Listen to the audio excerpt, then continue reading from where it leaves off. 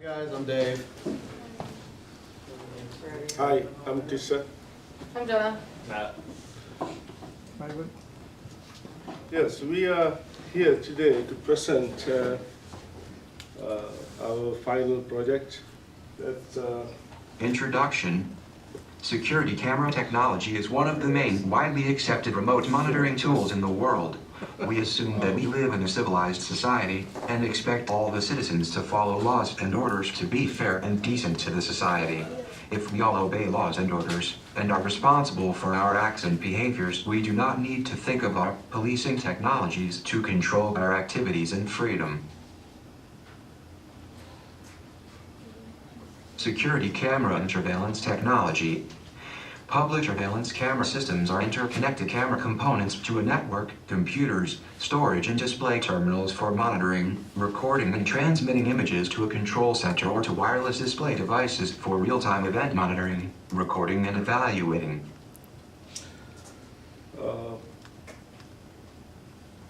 that is a basic introduction to the project. So Jenna, my teammate, is going to explain the history. All right, cool. So we're gonna kind of go over this pretty quickly, but I decided to highlight some specific camera pieces. In 1965 is when they first actually began having surveillance cameras, and it was in Germany. These cameras were originally made for space stations because they wanted to see if something went wrong or if doing any kind of troubleshooting. They had video pictures that were sequential. They didn't actually have a video camera like as we think of it today. But in the 1970s, it was the introduction of video cassettes. So up until then, like I said, it's a series of pictures. With video cassettes, they were able to record the pictures in sequence, so they didn't actually have to 24/7 actually sit there watching the camera itself. Up to then, there wasn't like, oh, let's put the tape, let's take the tape later. They actually had to have somebody sit there and monitor it the whole time. Then we also had the CCD surveillance cameras, and those talked a little bit more about doing the light sensitivity. So you have your motion sensor at night with medical different fields. If they need something that had a little bit more quality, they would be using these kind of cameras. The next piece is in the 1990s, we had digital multiplexers. What that meant is that multiple cameras could be recording at the same time going to a centralized location. So that's where you had your security offices. So some would be one person looking at multiple cameras, or they were able to leave because it was able to record, but all in one centralized area. After the World Center attack, the first one in 1993, they came up with things called the nanny cam. The nanny cam got its name specifically because people were able to use cameras in their own house. It became pseudo-controversial because people were videotaping their nannies or their babysitters without their consent or letting them know. In a good light, they were able to have certain court cases where there were people that were shaking their child and that child was hurt and upset, and so because of the nanny cam, they were able to prove it. However, there were also negative consequences where they had a nanny cam that was more jolty, or it was only taking the sequential pictures, and so it made it look like a nanny was shaking the baby when all they were doing was picking the baby up and putting it back down to the crib. So it became a little less popular, but there were different businesses that tended to use it a little bit more, which later on in the 1990s we started to have our network camera. And our network camera took videos and put it up into the cloud that we talked about in our last two presentations ago. With that network camera, you were able to look at security cameras anywhere that you were. So they didn't have to have a centralized security office with somebody sitting there watching all of the different videos. People could go other places. People could go and look at recordings from the past from their laptop. They were no longer having to be centralized in a specific spot. And then the world's most popular camera was the AXIS 2100. That's what you would see when you're watching movies, maybe like at a rich mansion or things like that, or just in the average household if they wanted to have a security camera. That's kind of what it was, and it was for about 5 years in the 1990s going into the 2000s. In 2001, after the World Trade Center attacks again, they had IP surveillance cameras.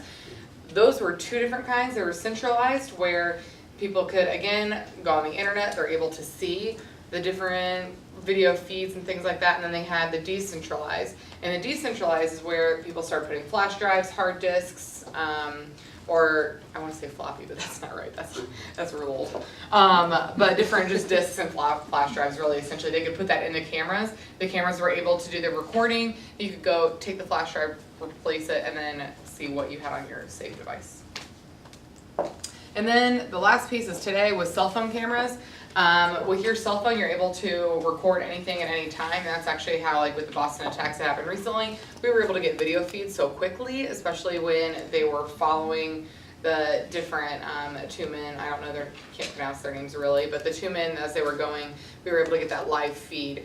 And so with that is if there was any kind of security breaches or security issues with where you're at with your cell phone camera, you're able to take that video right then and there. Okay. So I'm going to get back to the original one because I can send this well. The title we explained here, Security Surveillance Camera Technology, Crime Control Tools in Future Cities. So that's where we focused on. It's very appropriate for today because, as you mentioned, that Boston issue, and so finally they were able to find out people who did it because of the surveillance camera footage information. So I'm going to here, let me get this. Yeah. Okay. Now situational analysis. So what we're going to do here, we're going to identify a few major cities. So out of that we picked up Chicago City. The reason is it's our main city closer to us. 2.7 million people live in there. Maybe 20% of state population live in Chicago City.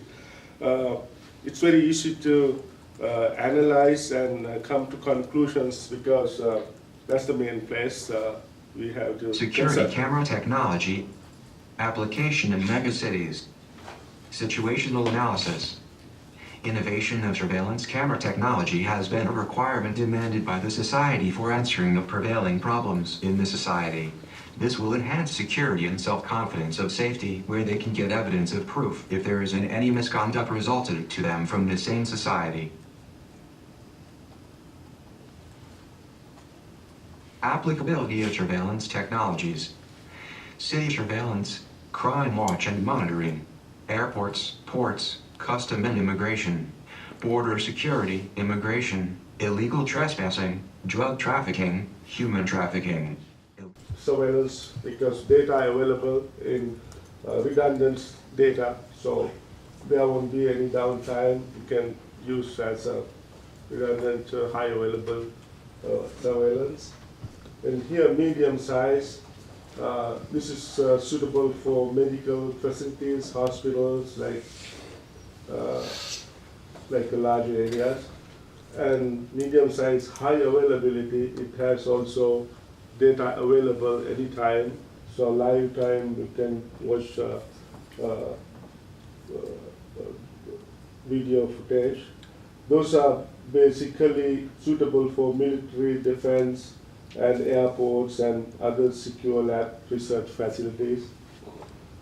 This is how they real-time monitor the number of cameras, wherever areas you want to focus. You can watch real time, you can record it, and also technology is available to use in bigger areas. Like we concentrate city, municipality, like transportation, large business park, large military bases and all that. So this is how it's going to connect the camera connected to the bandwidth, then it's going to switch in from there. There is a bigger bandwidth connected to terminals, so security monitoring personnel, they are well trained so they can monitor. And some of the cities, they have activated sounds like noise, like shooting, kind of those stuff, but I don't think in Chicago City we have it. But here, this is the traffic control, and if we go and focus a little bit more in Chicago, City. Illinois. Chicago is one of the diverse and high-dense, overcrowded cities in the United States, and it is the third largest city in the U.S. The total resident population was 2.7 million in 2011, compared to total 12.8 in the state of Illinois. This is 21% of total state population. Okay, this is how normally they place the camera in the view to orient and the catchment area. So this is the real-time monitoring, how they do it. So these are the wireless. I'm going to fast a little bit because we're running out of time. So these are handheld, you can get the information. So impact assessment. So once they put the cameras on the city, they have selected an area in the city, Chicago. They evaluated data. So this is how they put the cameras. They have put the boundaries, so 500,000 feet, and evaluate how crime goes down after that. So this is the earlier, this is the crime density. Once you put the cameras, crime density has gone down. So this is how it's happened, or they have evaluated. It's gone reasonably gone down the total crimes and violence, drugs and robbery, all that. That means it has positive impact. So when you put the cameras on it. So there are some issues like privacy and land value. Those things people didn't like it. So the other one, cost-benefit analysis. All right, quick question. This is what you ask in business. How much is it going to cost me? You know, same thing here. How much is it going to cost to put it in? And then how much is it going to cost to sustain it? Then also you want to think about how much is it going to save you in crime prevention. We'll go through, here's a few ideas of some of the things that could cost you. Your police response, what it's costing us to go out there and actually arrest you and take you to jail. Court costs, the prosecution, all that fun stuff, long list. Those are pretty easily to calculate and figure out. But then you roll into how much does preventing a crime cost? 20 bucks, $5, however much the TV was. What about all of those other costs related to it? So you want to take that in consideration and your victim costs as well. So there's a nice little formula for figuring out the total cost of crime. Explains it right there, pretty quick. Everybody got it memorized?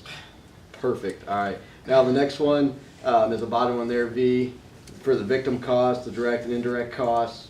It's really exciting. We're going to have a test on it later. But basically, you want to figure out what you're going to save, what it's going to cost out of pocket to put it into place and to maintain it. You got to think a little bit bigger picture other than, okay, the cameras cost $5 each, so to speak.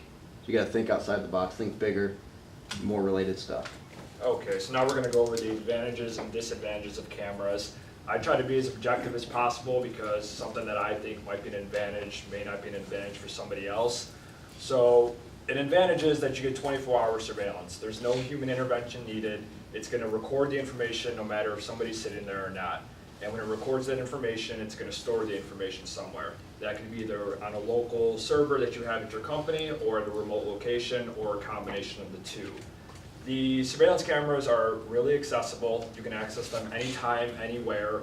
If you have IP cameras, you can get them from a PC, your phone, your tablet, pretty much anywhere you have internet.